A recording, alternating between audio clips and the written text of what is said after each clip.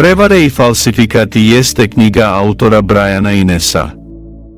Šta ona nama donosi? Ova knjiga na taj svet gleda očima detektiva, razotkriva najveće prevare na svetu, upoznaje nas sa nemaštovitijim i najsmelijim prevarantima i falsifikatorima svih vremena. To su istinite priče o najvećim obmanama u istoriji. Ozbiljno bavljenjem istorijom prevare i falsifikovanja vraća nas skoro 25 vekova unazad. Falsifikuje se sve, od potpisa do novca, od umjetničkih dela do naučnih otkrića, od pokrova Isusa Hrista do praistorijskih divova. Da li znate da je Salvador Dali nešto pre smrti, savršeno svestan šta čini, potpisao 100 listova čistog papira? Zbog ovakvih ljudi prevaranata postoje i ovakve knjige, postoje mnogi neotkriveni prevaranti za koje će buduće vreme da otkrije njihovu prevarantsku ulogu. Jedna takva ličnost je i ličnost Maršal Tito.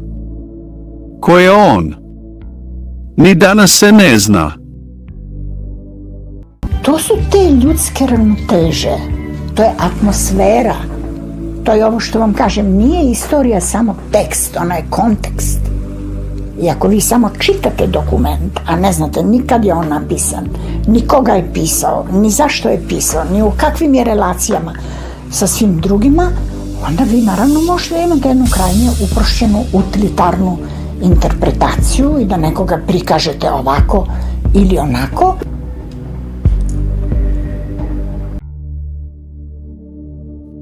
Šta je to istorija? To je otkrivanje podataka, istraživanje podataka, prikupljanje znanja, koje se istraživačkim radom zbraja kao istina o ljudima iz prošlog vremena. Predstavljanje otkrivenih pojedinosti. Tumačenje tih pojedinosti.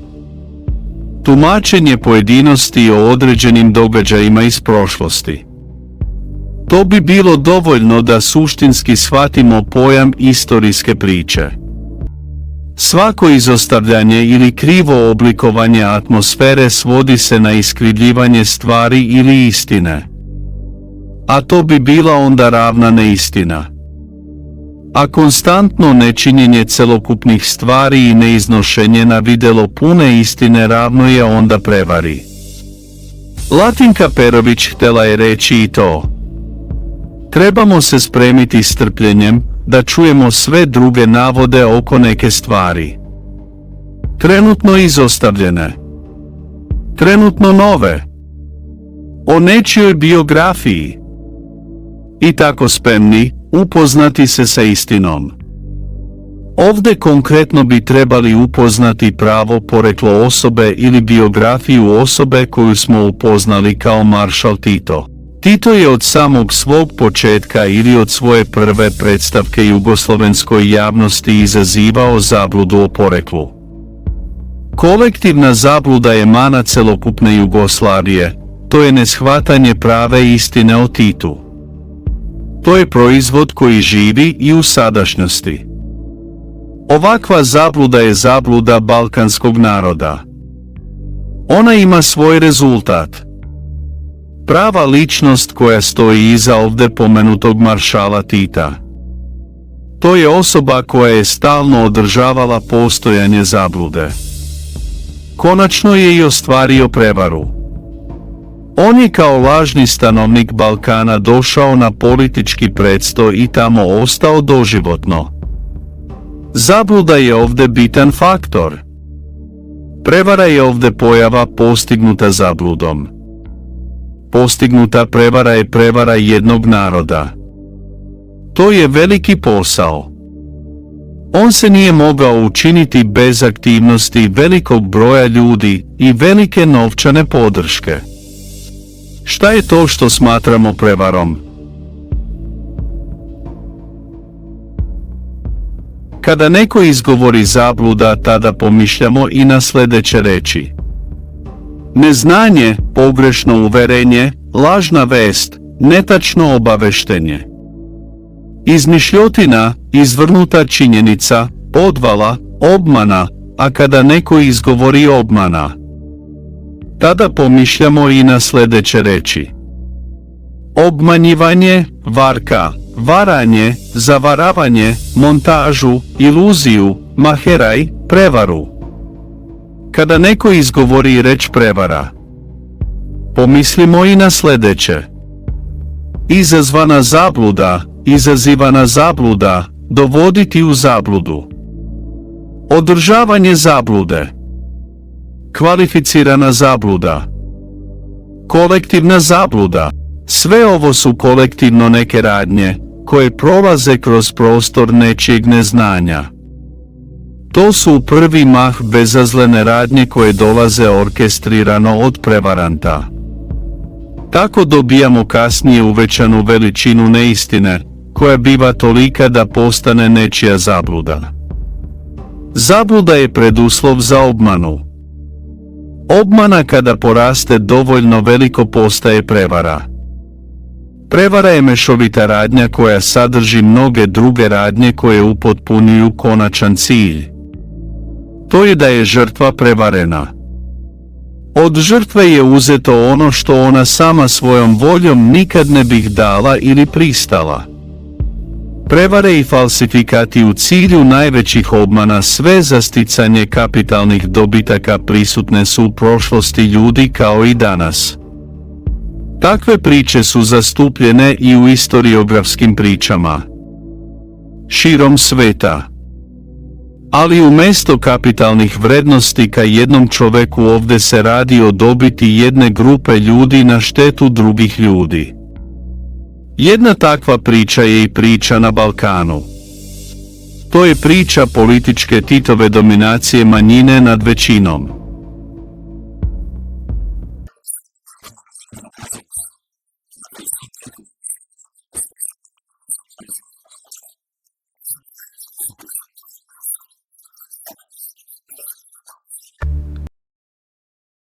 Koliko možemo primetiti u matičnim knjigama osobe rođene u Kumrovcu, zapisano je da je osoba rođena pod imenom Broz Josif i da je on rođen 1893. godine.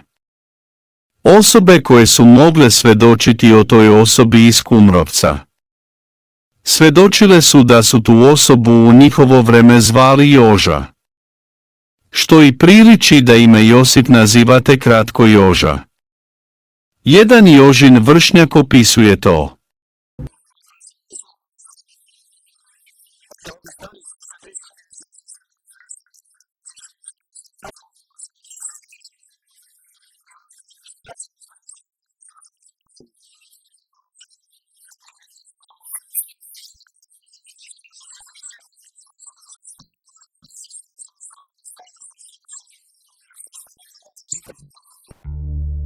U biografiji Josipa Broza Tita stoji neprimeren problem za jednog velikana da se ne znaju njegovi tačni podaci. Ime njegovo. Kada je on rođen, gde je on rođen, njegova porodica i ostale pojedinosti iz života tog čoveka. To je prvi vid o postojanju želje da se obmane javnost. Nama danas ostaje samo da sumnjamo da je Josip isto kao Josif. Da je greška u različitim godinama osobe u Kumrovcu i ovog nama predstavljenog Tita sasvim slučajna. Josip Broz Tito je tvrdio da je rođen 1892. što je upisano u venčanom listu 1952. godine. Ako bi poverovali da su ova osoba Tito i osoba iz Kumrovca iste osobe, onda vidimo da u knjigama u Kumrovcu piše drugačija godina rođenja. Osoba u Kumrovcu je godinu dana mlađa osoba. Sljedeće neslaganje u biografskim osobinama tih dveju osoba je: Kumrovački Joža je radio kao bravar i tako su ga ljudi poznavali. Kolege koji su vidjeli Tita koji se predstavljao kao njihov Joža dali su svoj komentar. Osoba iz Siska, Niko Ivšić, je rekla: to nije ta osoba, oni nemaju istu visinu i osoba Joža nije imala na jednoj ruci sve prste. Sljedeće što je rečeno za Jožu da je bio jako loš đak. A osoba Tito je inteligentna osoba ili daleko bolji đak. Sljedeće neslaganje je da je osoba rođena u Kumrovcu crnomanjasta ličnost. Crne kose i crnih očiju. Osoba koja se predstavila kao Tito je bila plavokosa osoba i plavih očiju. 1952. kada se osoba Tito hteo oženiti Jovankom, otišao je u Kumrovac, tamo su ga dočekale sestre od Jože. Izjavljuje ovo Ljubodrag Đurić, Titov oficir u pratnji. Tito i delegacija otišli su u Kumrovac gdje su sestre Tereza i Matilda izjavile: ovo nije naš Joža. Nikoga nije prepoznao, nikomu nije prišao, a iz delegacije Ljubodrag je rekao Leki Rankoviću: Leko, ovo nije taj Tito. Posle je Ljubodrag zbog toga imao velikih problema. Crte lica i to je ostalo do starosti. Oči je imao jedne prodorne, plave. Meni rekao Kraš, Josip Kraš, i on je mene u Zagrebu našao i on mi je rekao: Herta, s mesta moraš ići u Pariz i s mesta moraš, evo ti dajem sliku, i s mesta moraš odneti tu sliku Titu, da on vidi kako se može pretvoriti, i onda ja mu pokažem tu sliku, onda ga ofarbam, jer on je bio blond po prirodi, u crno, pa onda je brkove pustio, pa te isto crno ofarbamo, pa onda umjesto natrag počešljeno one razdeljak i tako dalje. Tito je blizu Podsrede imao utočište Ane Kostanjšek. Tu njegovo utočište smo držali tada u potpunoj konspiraciji. Jedan dan je bilo tu tak prema 12 ure, 35 ili tak je nekak bilo. A tu dojde po cesti jedan čovjek, lepo črno obučen, da pozdravi, pa pita moja mamo: me poznate? Mama kaže ovak: ne. Kaže: ja sam Joža Broz. To nije ide u prilog savremenim historijskim istraživanjima. Žrtvovao 3,5 decenije istraživanja biografije Josipa Ambroza alijasa Tita. Konsultovao sam više od 30 svetskih arhiva, imao veću ili manju prohodnost u nekim ključnim arhivama o kojima niko nije ni sanjao da one posjeduju podatke o našem doživotnom, samozvanom maršalu, samozvanom generalnom sekretaru KPJ, doživotnom predsjedniku SFRJ. Jedini čovjek na balkanskim prostorima koji ima jedan podnaslov kod mene, čovjek sa 1000 lica. Zašto sam se opredelio? Opredelio sam se u ime svih onih mrtvih i nestalih koji su na misteriozan način bili žrtvovani. Prvi sam progovorio gdje je on rođen, kakvo mu je poreklo, da je vanbračni sin poljske grofice i upravnike imanja Mađara jevrejskog porekla kod Segeda, da je istinski Josip Broz Hrvat rođen u Beču, da Alijas Tito nikada nije rođen u Kumrovcu, da nije Hrvat, da je završio vojnu obaveštenu školu u Pečuju, da ga je otac priznao za sina 13. godine, da je u toj školi bio Miroslav Krleža, Adolf Hitler i Josip Broz Bečlija i Josip Ambroz Tito. Prvi sam otkrio tu veliku zabludu, otkrio sam njegovo učešće u Prvom ratu.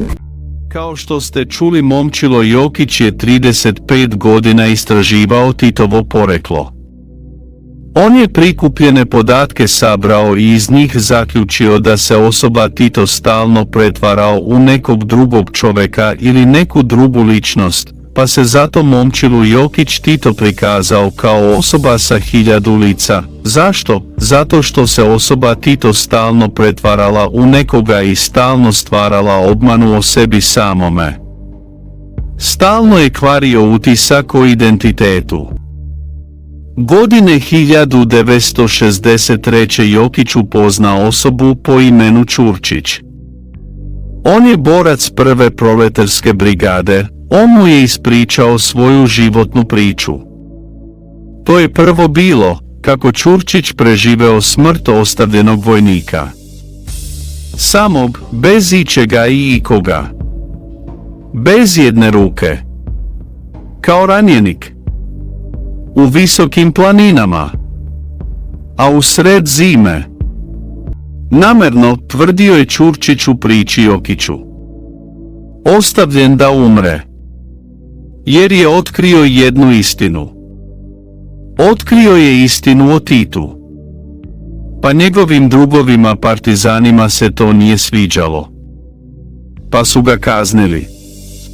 Tako da umre sam u smrznutim planinama. I, tumarajući po bespuću zaleđenih planina, naišao je ovaj čovek na jednu kuću. Skoro jedva živ. Tamo je zatekao jednu staricu, koja ga je pustila u kuću i spasila od hladnoće. Da ne umre. Međutim, to je bila majka čija 3 sina su bili u četnicima. Kada se malo povratio od iznemoglosti koju mu je učinila hladnoća, ugledao je slike četnika vojnika, sinova ove starice koja ga je spasila. Uplašen novom situacijom, hteo je ići dalje. Ali od toga ga je ova starica odvratila. On se njoj obratio rečima: "Majko, ali ja sam partizan." Ona mu zatim odgovorila: "Nisi partizan, ti si živi mrtvac.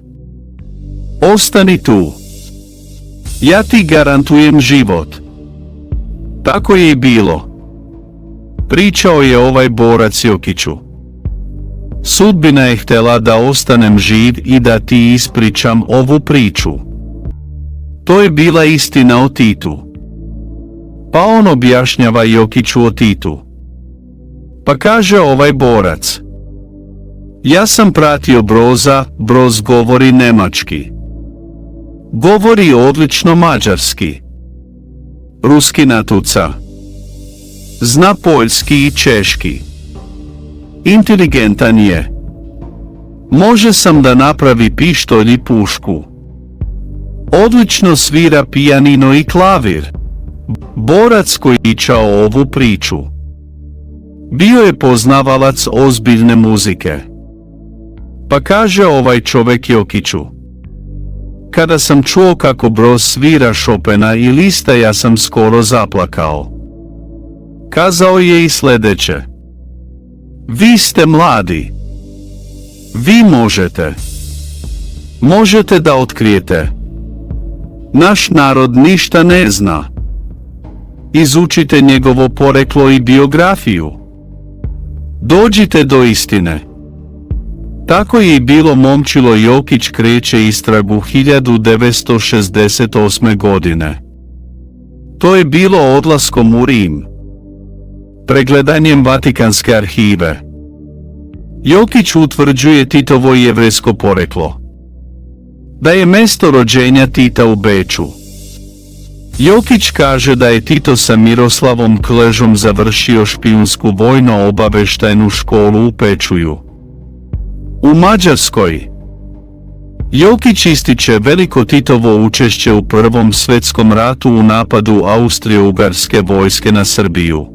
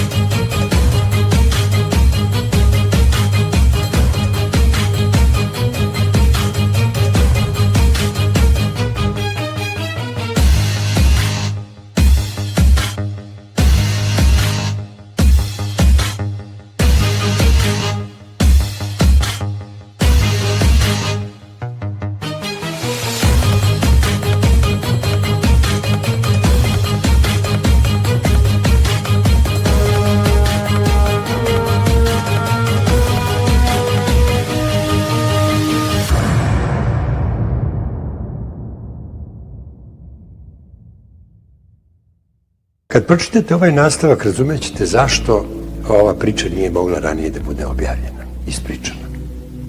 Kaže, u dnevniku mog oca, pred bitku na Drini,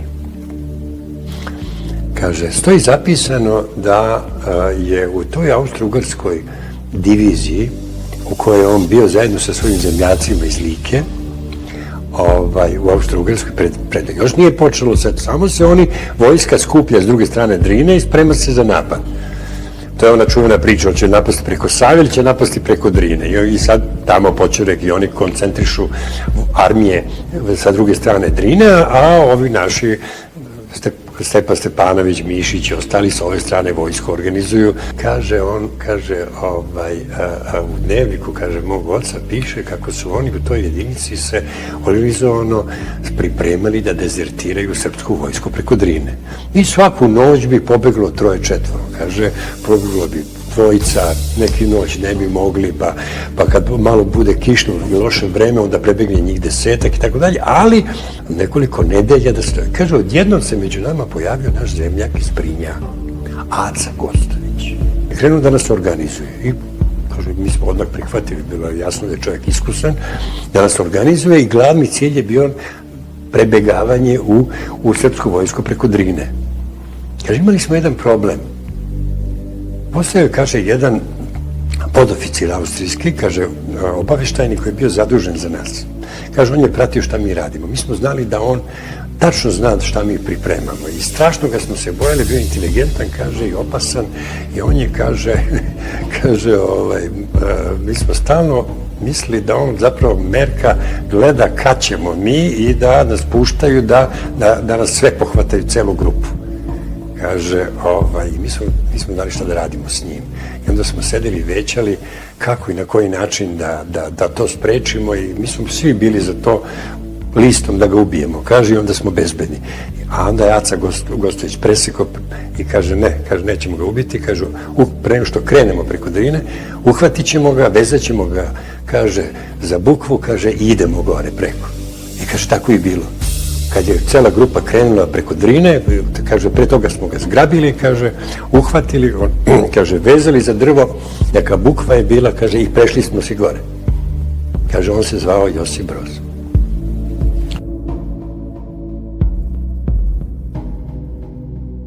Došao sam od 25. pukovniju, Domobransku, 14 dana kasnije. Su svi bili i vežbali, i ušišani i sve. Sam došao iz Beča sa frizurom. On je čitao ratne knjige. Ja sam rekla, a šta će ti to? Pa je rekao, bit će rata, kaže, treba će znanja. Kaže, neću ja u rat, još jedan put ići kao Feldwebel.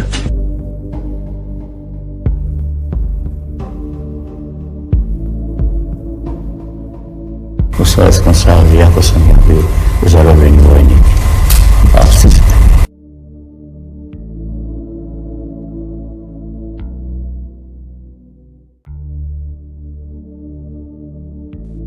Uz činjenicu da je osoba Tito bio špijun austro-ugarski Feldwebel. On je to bio po izjavama više svedoka. Ta nas činjenica tera da se zapitamo u sljedeće. Kada je ta osoba započeo svoje školovanje? Kada je tu titulu Tito dobio? Kada je završio školovanje? Pošto sa tim činom austro-ugarski državljanin, kasnije nama poznat Tito. On je već učesnik u ratu 1914. godine. To znači da je taj čin mogao dobiti najkasnije 1913. godine. Ta nas činjenica dovodi do sljedećeg saznanja. Osoba koja je završila školovanje 1913. godine započela je školu 5 godina ranije. A to bi bilo da je započela školu 1908. godine. Pošto to nije bilo kakav kadar. To je špijunski vojni kadar.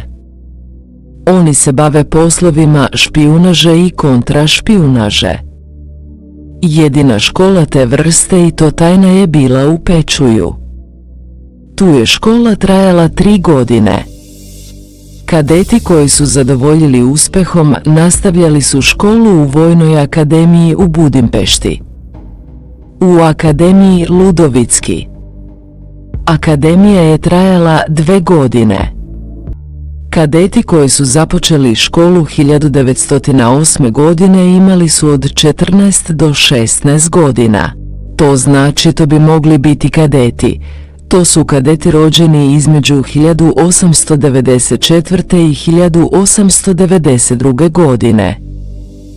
Friedrich Krleža, a nama poznat kao Miroslav, rođen je 1893. On je polaznik 1908. godine u Pečuju i završio je akademiju u Budimpešti 1913. godine. I njegovo vojno zvanje je također Feldwebel kao i Titu. Po izjavi Tita da je rođen 1892. on je mogao da bude upisan zajedno sa Krležom u obaveštajnu školu u Pečuju i kasnije na Vojnu akademiju u Budimpešti. Ono što još treba reći za sve obaveštajne Feldwebele, bio je zadužen glavno komandujući Maksimilijan Rong. On je sve ove Feldwebele organizovao u mrežu različito aktivnih i povezanih ljudi špijuna. Oni su delovali na području Europe za potrebe austro-ugarske vojske. Oni su bili ubačeni u druge vojne jedinice, odakle su pribavljali informacije sa terena. Kasnije bi delovali sa tih pozicija. Po potrebama. Poznata su dela i likvidacije raznih neprijatelja austro-ugarskih, koje su ovi špijuni za potrebe likvidacijom uklonili. Godine 1917. Rong je unapređen u čin pukovnika i načelnika obaveštajnog odeljenja Vrhovne komande, vojne službe za evidenciju ili špijunažu. Njegov rad je bio primetan do kraja njegovog života, to jeste do 1954. godine. Što se tiče špijuna i Feldwebela po završetku akademije u Budimpešti, oni su imali mogućnost zamene identiteta. U zavisnosti na kakve su zadatke bili poslati. Ono što se tiče Friedricha Krleže, vidimo da je on isto promenio svoje pravo ime. On je kasnije uzeo očevo ime Miroslav. To je bila njegova vojna akcija. Infiltriranje u srpske redove da bi odavao pokrete i radnje srpskih položaja i namera špijuniranja za potrebe komande Austro-Ugarske u Beču. Što se tiče Tita i njegove priče dvojnog identiteta, znamo sljedeće. Ova osoba je preuzela lažno ime Josip Broz. To on radi delovanja u Rusiji 1915. godine. Ista osoba Tito se kasnije nakon nekoliko godina pojavila u Rusiji pod drugim imenom. On se pojavio tamo kao Friedrich Walter. I tamo je ova osoba delovala dugi niz godina. Sa tim identitetom. Ista osoba se našla u Istanbulu pod identitetom Spiridon Mekas.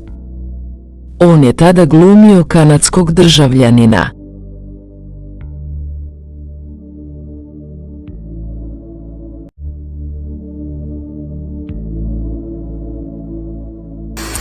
Jedna emigrantica Zora Nikolić je bila s njim zajedno u Sovjetskom savezu 20. nekih 6., 5., 7. godina.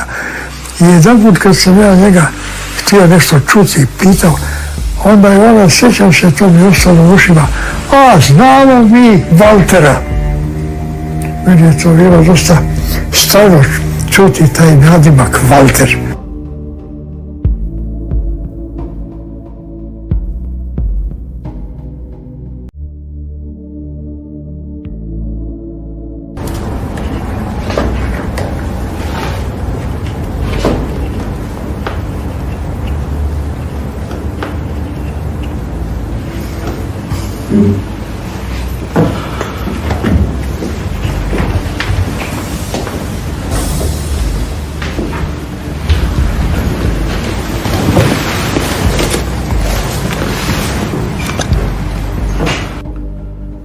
Ništa. Idemo na zaključke. U vrhu KPU svi su frakcionaši. I vi ste, Walter, frakcionaš. Drugo, rad vam je beznačajan. 19. travnja 1936. godine Tito kao Friedrich Walter u oktobarskom policijskom birou raskinuo brak s Pelagijom Broz, a 6 mjeseci kasnije opet kao Friedrich Walter u tom istom oktobarskom policijskom birou oženio Elzu Johanu König, koja pak nosi pseudonim Lucija Bauer. Lijep ruski radnik, rekao, ja znam da se slušajte, rekao. A najviše me je to pogodilo što jednog dana tamo je bio Filip Filipović. On mene telefonira, znaš šta kaže? Walter sam imao. Ime. Walter. Znaš šta, Walter je večeras će biti kod mene malo par drugova, jer ja sam primljen u društvo bolševika starih. A osim toga morao sam stalno da budem čas u Parizu, čas u Jugoslaviji, čas u Moskvi. Stalno možeš putovati, a to putovanje nije bilo onako baš, kako da kažem, sigurno. Morao sam razne stvari da me ne uvate negdje na granici. Do Odese sam išao vozom, a onda brodom za Zagreb. Ovog puta imao sam kanadski pasoš na ime Spiridona Mekasa. No i u Zagrebu su nastupili nepredviđene teškoće sa novim pasošem i vizama, koji mi nisu stigli iz zemlje. Pa sam se tu morao zadržati puna 3 mjeseca. Krenuo sam u januaru 1939. godine sa Vjet ekspresom u Carigrad, nosivši sa sobom jedan falsifikovani pasoš koji mu trebao omogućiti prelazak preko granice i dolazak u zemlju. Sjećam se jedne noći, valjda se nešto dogodilo u Zagrebu, neka nesigurnost. Ja sam bila tamo, on veli, Vanda, mi ćemo morati na Sjenik ove noći. Ja velim, dobro. I on uzme onaj špigl, znate, ono ogledalo sa kojima onu pozadinu s kojim su se muškarci brijali. I digne onu pozadinu i tamo je imao putnice 2. Valjda na različita imena, i to zatvori i samo to je uzeo sa sobom. Meni rekao Kraš, Josip Kraš, i on je mene u Zagrebu našao i on mi je rekao, Herta, s mjesta moraš ići u Pariz i s mjesta moraš, evo ti dajem sliku, i s mjesta moraš odneti tu sliku Titu, da on vidi kako se može pretvoriti, da on ne izgleda kao što taj čovjek na slici izgleda. I onda ja mu pokažem tu sliku, onda ga ofarbam jer on je bio blond po prirodi, u crno, pa onda je brkove pustio pa te isto crno ofarbamo, pa onda umjesto natrag počešljeno onaj gazdeljak i tako dalje, smo napravili šta se god može.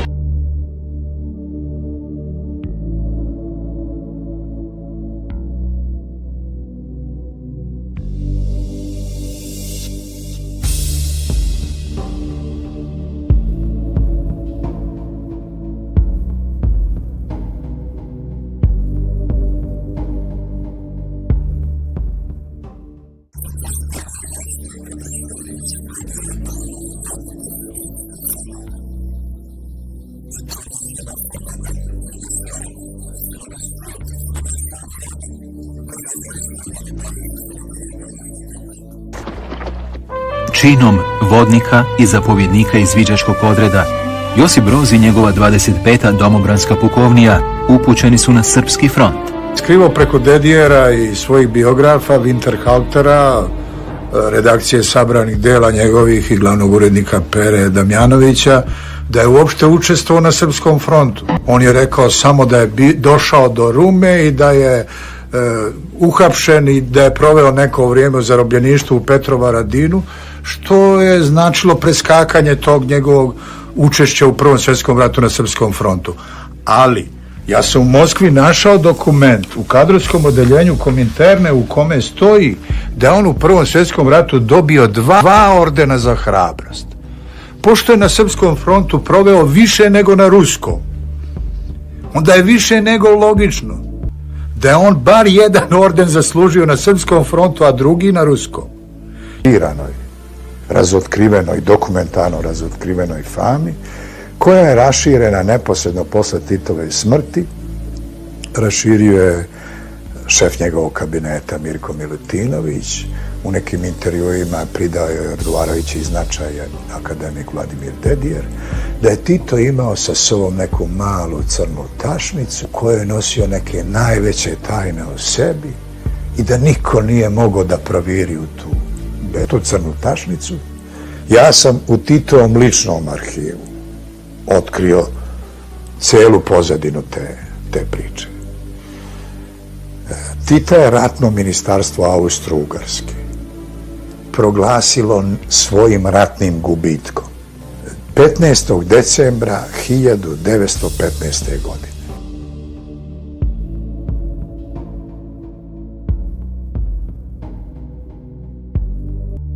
Miroslav Todorović, sudija i pravnik, je istraživač Titove biografije. Napisao je o toj temi knjigu Hochstapler. On donosi svojevrsne osobenosti koje nedostaju kod drugih istraživača.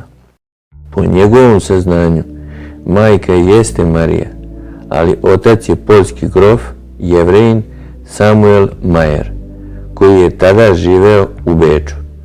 Marija se porodila 16. juna 1892. godine u Beču i u bečkim papirima je zapisano da je ta žena rodila toga dana muško dete. Na osnovu ove činjenice iz bečke prijave rođenja i priče Todorovića to se poklapa sa izjavom i samoga Tita. A to bi bilo samo da je rođen 1892. godine, što bi se onda ovaj podatak mogao smatrati pravom istinom. Samuel Majer, kao Titov otac, je završio svoj život u Jasenovcu. Tito je posjedovao kod sebe dokument o tim podacima, da je njegov otac tamo ubijen, čime bi Samuel Majer bio stvarno njegov otac. Tito je posjedovao još i dokumenta o smrti pravog Josipa Broza u Galiciji 1915. godine. Škola u Peču je trajala od 1908. do 1911. godine. Akademija u Budimpešti je trajala od 1911. do 1913. godine. Osoba koja se nama pojavila kao Tito. Rodila se 1892. godine. Što znači da je imala 21 godinu, kada je stupila na vojnu scenu kao špijun. Kao austrougarski feldwebel i špijun, napada Srbiju 1914. godine na Drini. A godinu dana kasnije ista osoba odlazi na front u Galiciji. U Galiciji je poginula osoba Josip Broz. Kasnije u Galiciji osoba nama poznata kao Tito, biva uhvaćen od strane ruske vojske. On se ruskoj vojsci predstavio kao Josip Broz sa lažnim dokumentima. Sve to on radi da bi sakrio svoj špijunski identitet austrougarskog oficira. Taj lažni identitet mu je spasao život. Ženitbom sa Ruskinjom, Pelagijom, omogućio je sebi povratak u Beč. Ponovo je bio u funkciji špijuna austrougarskog feldwebela. U Beču dobija planove, novac i lažna dokumenta. On kreće ponovo u Rusiju. Ali sada pod imenom Friedrich Walter. On se kreće po celoj Evropi. On putuje luksuzno. Vozovima. Brodovima. Avionima. Spisak lažnih imena je kod njega veliki. Odabir identiteta je raznovrstan. Farbanje kose i različita odela nisu izostajala. Svo vreme je živeo životom špijuna austrougarskog feldwebela. U sebe on je imao veliku ekipu pomoćnih agenata.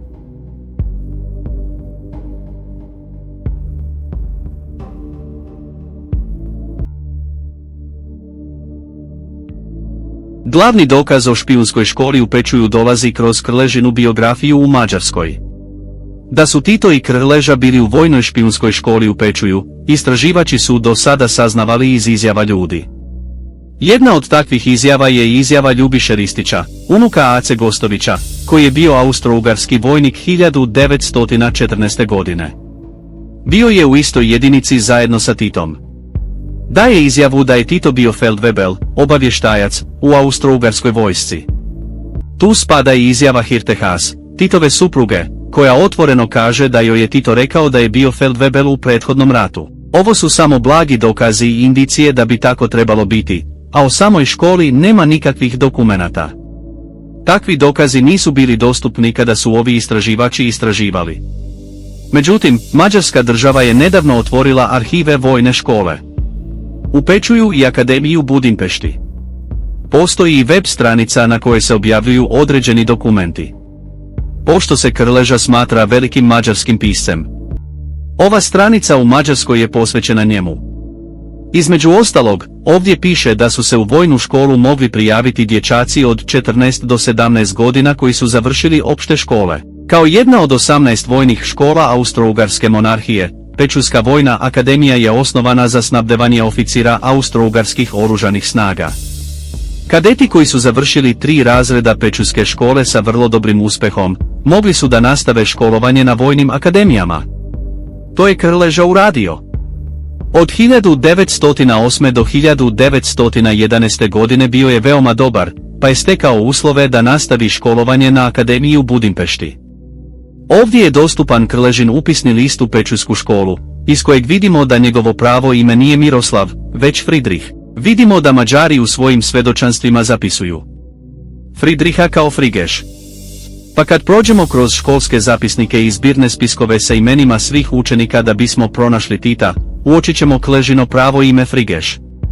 Ovdje možete pronaći i fotografije vojnih kadeta koji pojedinačno ili kolektivno svedoče o svom učešću u školi u Pečuju i Akademiji Ludovicki u Budimpešti. Na slici je Krleža imao 16 godina, a ostali pitomci nisu imali više od 18 godina. Tito je godinu dana stariji od Krleže. Titov identitet ovdje tražimo preko njegovog oca, koji se zvao Samuel Majer, jer su raniji istraživači Pero Simić i Miroslav Todorović pronašli u Titovoj arhivi to ime i prezime. Ovdje u Pečuju i Budimpešti postoji samo jedan kadet na spisku svih polaznika, koji se preziva Majer. Ime tog kadeta koji se preziva Majer jeste Emil. Postoji zajednička slika vojnih kadeta koju ćemo analizirati. Iz slike se može zaključiti da osoba Majer, koja je imala 17 godina kada je slikana, ima iste crte lica kao i osoba koja se mnogo kasnije slikala kao Tito. Na spisku svih polaznika ove škole nalazi se 55 učenika. Ovo je spisak rangiranih kadeta po uspešnosti u školskoj godini 1909. Sem pojedinačnih brojeva sa zbirnim brojem poena učenici su podeljeni u 5 grupa. Po sistemu od odličnih, vrlo dobrih, dovoljnih i na kraju nedovoljnih po uspehu. Krleža je bio 6. na spisku, a Tito kao Majer 14., a obojica su bili u grupi vrlo dobrih. Krleža je imao 59 poena, a Tito kao Majer 55.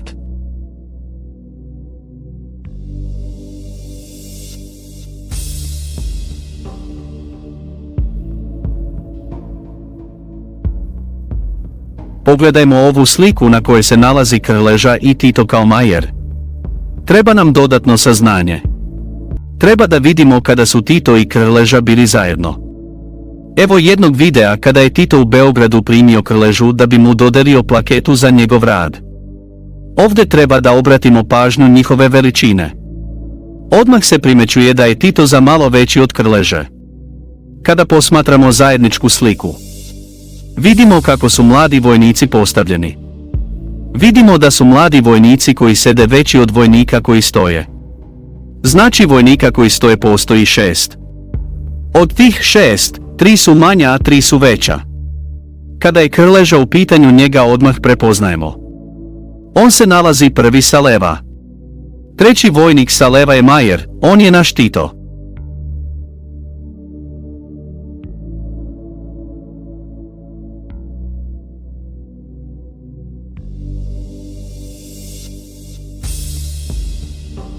Ako bolje pogledamo u red koji stoji, primetit ćemo zapravo da postoji i treći red.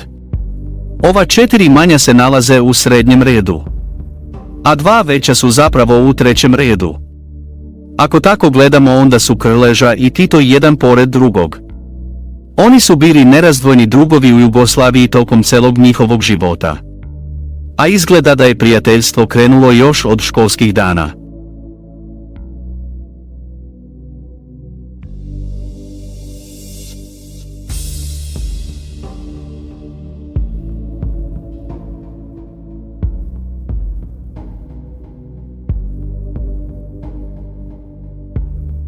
Sada ću pogledati sliku mladog Majera sa 17 godina. Uporediti treba svaki detalj na licu. Ono što je vidno da su oči blago postavljene oko nosa. Nisu na sredini lica. Nos je debeo, blago dugačak. Između nosa i usana postoji dugačka nausnica. Nausnica je izražena. Usne su oblikovane kao 2 i S, sa špicem na sredini. Uši su mu velike, blago okrugle. Bez špiceva. Oči svetlo plave, na fotografiji crno-belo imaju svetlo pokazanje. Brada mu je špicasta, pa čak i kada je gojazan primećuje se. Sa ovim završavam ovu epizodu o Titu. U ovoj epizodi glavnu reč imala je tema o špijunskim radnjama Tita. Po meni Majer Emir je špijun neviđenih razmera. On je u datom vremenu preuzeo ime Josipa Broza. On je tom imenu dodao sinonim Tito. I kao takav se uselio u jugoslovensku državu. Ostalo sve znate. Pozdrav do sljedeće emisije koja je isto o Titu.